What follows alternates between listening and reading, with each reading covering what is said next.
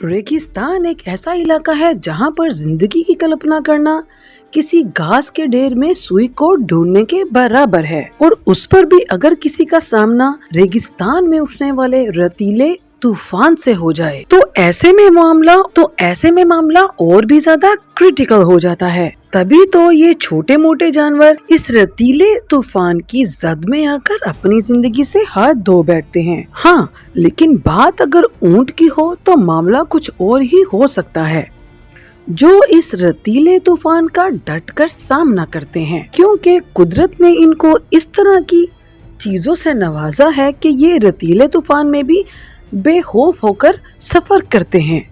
तो चलिए आज की इस वीडियो में हम इन बातों को जानने की कोशिश करेंगे कि कुदरत ने आखिर ऊंट को ऐसी कौन सी खास चीजों से नवाजा है कि जिसकी वजह से सैंडस्टॉर्म भी इनका बाल भी बीका नहीं कर सकता।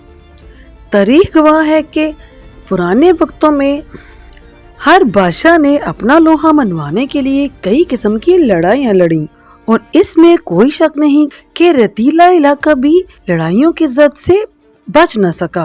और ऐसी बहुत सी लड़ाइयाँ भी इस रेगिस्तान के रेतीले तूफान के जद में आ चुकी हैं, क्योंकि जब तक इनकी लड़ाइयों में ये कुछ समझ पाते या कोई भी फैसला कर पाते तो इससे पहले कि वो कुछ भी सोच समझ पाते, इनकी पूरी की पूरी फौज ही रेतीले तूफान के नीचे दबकर रह गई। तो अब ये तो हुई पुराने जमाने की बात। तो अब बात करते हैं अब के जमाने की। मौजूदा दौर में भी इस रेतीले तूफान के जद में घर, गाड़ी, यहाँ तक कि इंसान भी देखते ही देखते इस रेत के ढेर के नीचे दब जाते हैं। इसी वजह से रेतीले तूफान को देखते ही लोग वहाँ से 9-2-11 हो जाते हैं, क्योंकि वो इसी में ही अपनी भलाई समझते हैं।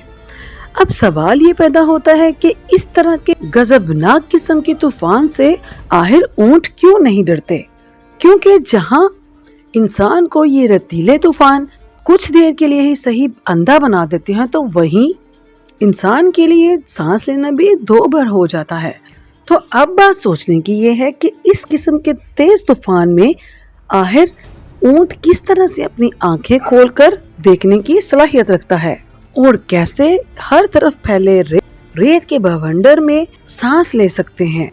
तो आपकी जानकारी के लिए अर्ज है कि ऊंटों को बिल्कुल भी सैंडस्टॉर्म से डर नहीं लगता और ना ही वो उड़ने वाली धूल मिट्टी से घबराते हैं। तो अगर कहीं पे भी इंसान का सामना सैंडस्टॉर्म से हो जाए तो वो अपना रास्ता भटक जाते हैं, लेकिन अगर यही चीज ऊंट के साथ हो जाए तो वो बिल्कुल सीधे ही चलते रहते हैं।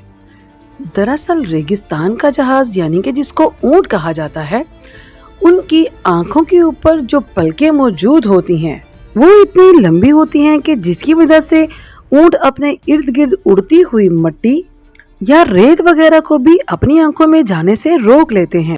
सिर्फ इतना ही नहीं बल्कि इनकी आंखों के अंदर एक पतली लेयर भी मौजूद होती है, जिसको ये अपनी जरूरत के हिसाब से जब चाहे बंद कर लेते हैं और जब चाहे इसको खोल भी लेते हैं। आप ये जानकर हैरान हो जाएंगे कि इनकी आंखों में मौजूद ये पतली लेयर बिल्कुल ट्रांसपेरेंट होती है, तो बंद होने पर रेत के छोटे छोटे जर्रों को आंखों के अंदर जाने से रोकता तो है ही, और इसके बंद हो जाने से कैमल के देखने की क्षमता पर भी कोई असर नहीं पड़ता। और यही सबसे बड़ी वजह है कि रेतीले तूफान में भी ऊंट आराम सुकून से देख सकते हैं। तो उनके लिए एक तूफान का आना बिल्कुल इसी तरह से होगा कि जैसे वो सख्त रेतीले तूफान में भी गॉगल्स लगाकर घूम रहे। तो जरा सोचें, अगर ऊंट की आंख में इस तरह के मैकेनिज्म नहीं होते तो उनका क्या ही होता। तो आपको बताते चले, कैमल्स अपनी आंखों को प्रोटेक्ट नहीं कर पाते और साथ ही साथ ये अपना रास्ता भी भूल जाते, और अगर ऐसी सिचुएशन में कोई भी रेत का जरा इनकी आंखों में चला जाता तो ये चीज कैमल्स के लिए काफी ज्यादा दर्दनाक भी होती।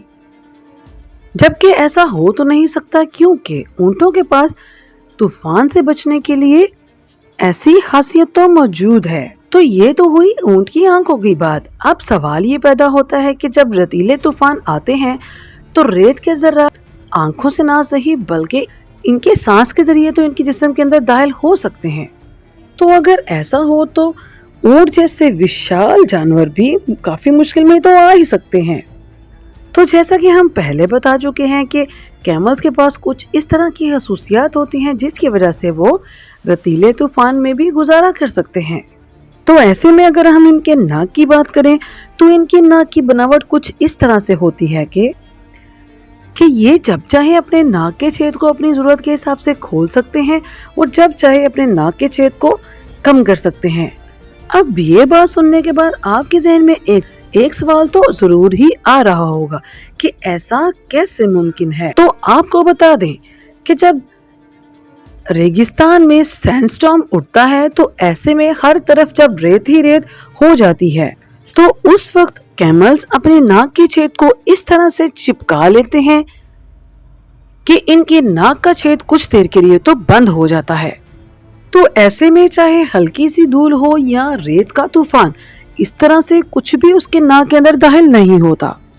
तो जरा सोचें, अगर कैमल्स के पास इस तरह की खूबियों वाला नाक ना होता तो ये किस तरह से इतने तूफान में सांस ले पाता। तो जाहिर सी बात है कि रेतीले तूफान में उड़ने वाली मिट्टी और रेत इनके फेफड़ों तक पहुंच जाती, क्योंकि ये इस तरह के फीचर्स के मालिक होते हैं कि इनका सैंडस्टॉर्म कुछ भी नहीं बिगाड़ सकता। तो अब एक सवाल ये भी पैदा होता है कि जब इतने ज्यादा तूफान में कैमल्स अपने नाक को बिल्कुल चिपका कर बंद कर लेते हैं तो उस वक्त ये सांस कैसे लेते हैं। तो आपकी जानकारी के लिए बता दें कि इसका जुगाड़ भी कुदरत ने इनको पहले से ही दे रखा है। तो दरअसल आप इन कैमल्स के जो मोटे होंठ देख रहे हैं ये सिर्फ दिखाने के लिए ही नहीं होते और ना ही सिर्फ स्माइल करने के लिए होते हैं। दरअसल कैमल्स अपने मोटे होंठों की वजह से सांस लेने में पूरी तरह से काबिल होते हैं। तो चलिए दोस्तों, आज का वीडियो यहीं पर खत्म करते हैं। उम्मीद है कि आपको ये जानकारी पसंद आई होगी।